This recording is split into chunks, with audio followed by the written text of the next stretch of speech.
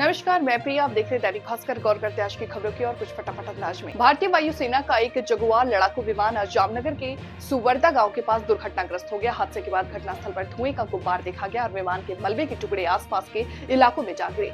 ग्रामीण बड़ी संख्या में मौके पर एकत्रित हो गए। जगुआर विमान इससे पहले भी कई बार दुर्घटनाग्रस्त हो चुका है। लोकसभा में वक्फ संशोधन विधेयक 2024 पेश किया गया। कांग्रेस सांसद केसी वेणुगोपाल ने इसका विरोध किया। उन्होंने कहा कि कानून को जबरन थोपा जा रहा है। लोकसभा में वक्फ संशोधन विधेयक पर चर्चा के दौरान भाजपा के साथ उसके सहयोगी दलों जदयू, टीडीपी, लोजपा, रालोद और हमने भी विधेयक का समर्थन किया और विपक्ष पर गरीब मुसलमानों के खिलाफ राजनीति करने का आरोप लगाया। जदयू के ललित सिंह ने विपक्ष की धर्मनिरपेक्षता को वोट बैंक राजनीति बताया। ट्रंप की प्रस्तावित घोषणा से दुनिया भर में हड़कंप है और उनकी टैरिफ योजना पर अनुमान लगाने के लिए विपक्ष है। नए टैरिफ की घोषणा के पहले बुधवार को अमेरिकी शेयर सूचकांकों में भारी गिरावट देखी गई और बिकवाली जारी रही। इससे निवेशकों की संपत्ति लगभग 5 लाख करोड़ डॉलर कम हो गई। रजत पाटीदार की कप्तानी वाली रॉयल चैलेंजर्स बेंगलुरु आईपीएल के 18वें सीजन में बुधवार को घर में अपना पहला मैच खेल रही थी और जीत की उम्मीद लेकर उतरी थी। हालांकि गुजरात टाइटंस ने भी उसे घर में घुसकर रौंद दिया। रांची से दिल्ली के लिए एक और ट्रेन की सेवा शुरू होने जा रही है। ट्रेन 02877 या 02878 रांची नई Delhi Ranchi summer special train का परिचालन 4 अप्रैल से 27 जून तक प्रत्येक शुक्रवार को रांची से होगा।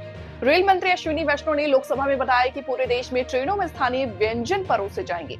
दक्षिणी रेलवे में इसका पायलट प्रोजेक्ट शुरू हो चुका है। वंदे भारत ट्रेनों में दक्षिण भारतीय व्यंजन की मांग को लेकर के द्रमुक सांसद ने सवाल उठाया था। कृषि प्रधान देश होने के नाते चावल, गेहूं और अन्य अनाज के लिए भारत अपने शुल्क में कटौती नहीं करेगा। अमेरिका अपने किसानों को भारी सब्सिडी देता है और अमेरिकी अनाज के लिए शुल्क में कटौती करने पर भारत के किसान पर विपरीत असर पड़ सकता है। केंद्रीय शिक्षा मंत्री धर्मेंद्र प्रधान ने राष्ट्रीय शिक्षा नीति एनईपी पर सवाल उठाए जाने पर कांग्रेस नेता सोनिया गांधी को जवाब दिया है। उन्होंने बुधवार को कहा कि भ्रष्टाचार और शासन की कमी देश के शैक्षिक अतीत की परिभाषित विशेषताओं थी, जिसमें एनईपी 2020 से अपमानजनक अतीत से एक निर्णायक विराम का प्रतिनिधित्व करती है। राजस्थान के सीकर जिले में झानी गांव में पुलिसकर्मी मारपीट और अपहरण के आरोपित को गिरफ्तार करने पहुंचे थे, लेकिन ग्रामीणों ने उन्हें बंधक बना लिया।